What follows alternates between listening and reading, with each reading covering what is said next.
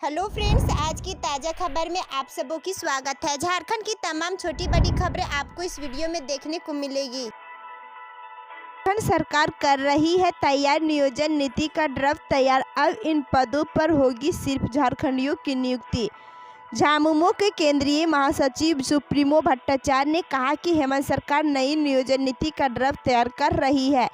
Budget सत्र में इसका संकेत दिखेगा। सरकार ऐसी नियोजन नीति बनाएगी जिसमें राज्य के 24 जिलों में तृतीय व चतुर्थ वर्ग पर सिर्फ झारखंड वासियों की नियुक्ति होगी। इस नीति में 13 अनुसूचित व 11 गैर अनुसूचित जिलों का भेदभाव नहीं रहेगा। यह बात श्री भट्टाचार्य ने मंगलवार को बारियातू स्थित पार्टी कार्यालय में कही।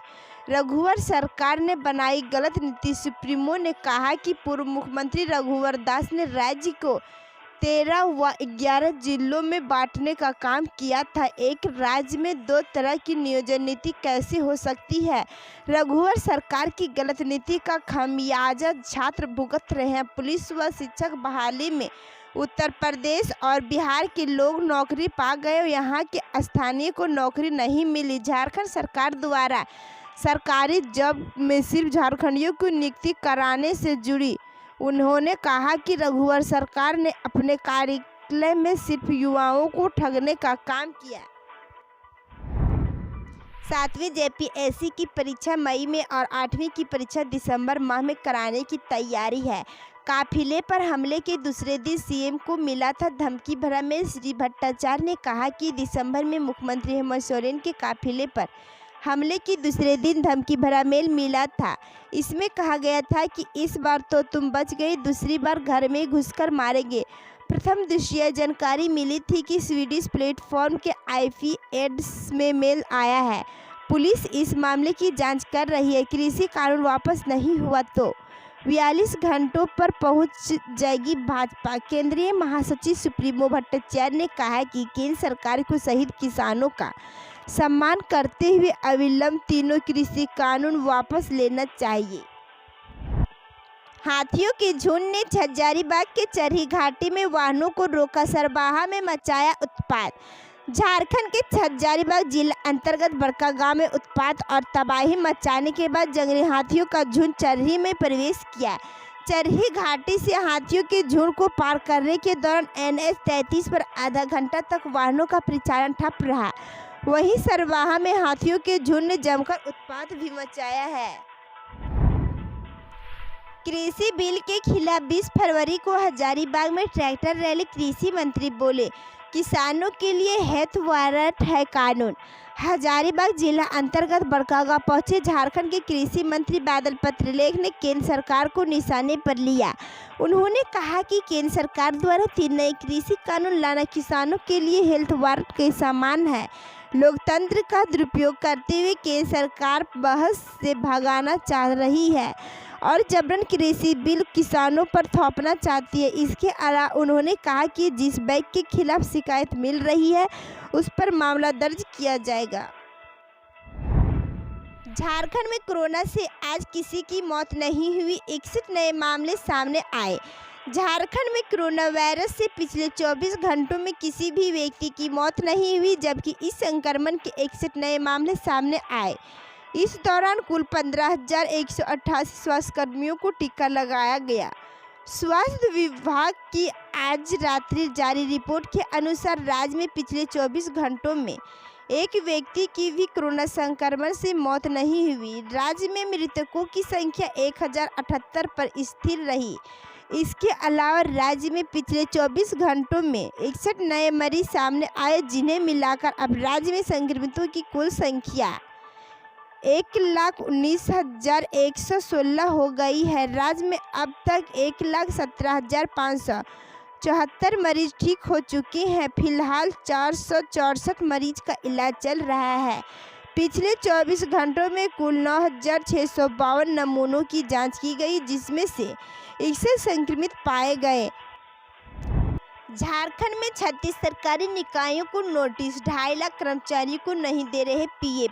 झारखंड सरकार के अलग अलग निकायों में काम करने वाले 2.5 लाख कर्मचारियों को पीएफ नहीं काट रहा है।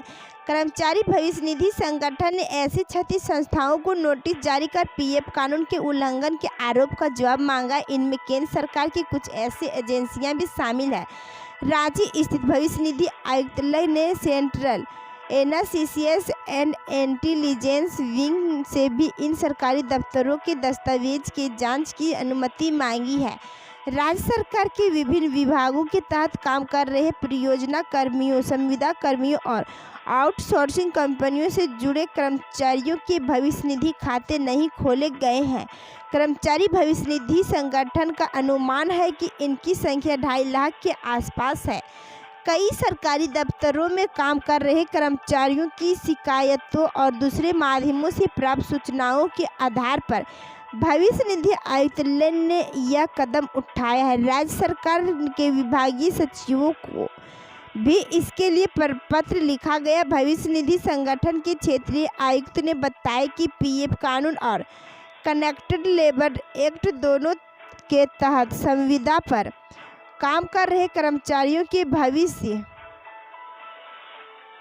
खाते में उनका योगदान होता है।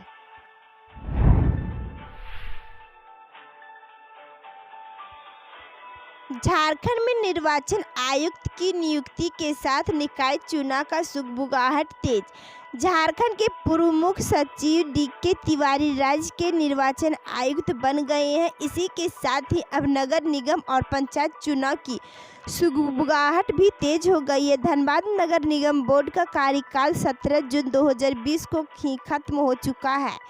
धनबाद के साथ ही चास और देवघर नगर निगम का भी चुनाव होगा। डीके तिवारी के निर्वाचन आयुक्त बनने से अब चुनाव होने की प्रबल संभावना है। माना जा रहा है कि मई जून में नगर निगम चुनाव हो सकता है। चुनाव की सुगबुगाहट के साथ ही मेयर, डिप्टी मेयर और पार्षद को लेकर अटकलें भी तेज हो गई है। साल 2015 में धनबाद नगर निगम का चुनाव दलगत आधार पर नहीं हुआ था, लेकिन इसके बाद झारखंड सरकार ने स्थानीय निकाय का चुनाव दलगत आधार पर कराने का निर्णय लिया। इसके बाद रांची नगर निगम समेत झारखंड के विभिन्न जिलों पर दलगत आधार पर चुनाव हुआ। अब धनबाद, चास और देवघर समेत विभिन्न स्थानीय निकायों को बारी से चर्चा की धनबाद सीट ओबीसी हो सकती है। ऐसे में कई नए चेहरे मेयर और डिप्टी मेयर के सामने आ रहे हैं। गुमला में ह्यूमन ट्रैफिकिंग की शिकार लड़कियां नहीं पहुंच पा रही स्कूल, शिक्षा विभाग नहीं दिखा रहा रुचि। झारखंड के गुमला जिले में मानव तस्करी की शिकार नाबालिग लड़कियों का स्कूलों में नामांकन नहीं हो रहा। इन लड़कियों के नामांकन में खुद शिक्षा विभाग रुचि नहीं ले रही है।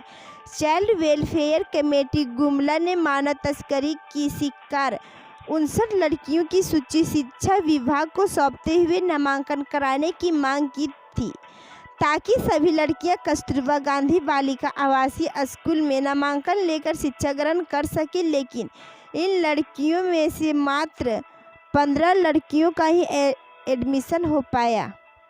वीडियो में बस इतना ही। वीडियो को देखने के लिए धन्यवाद।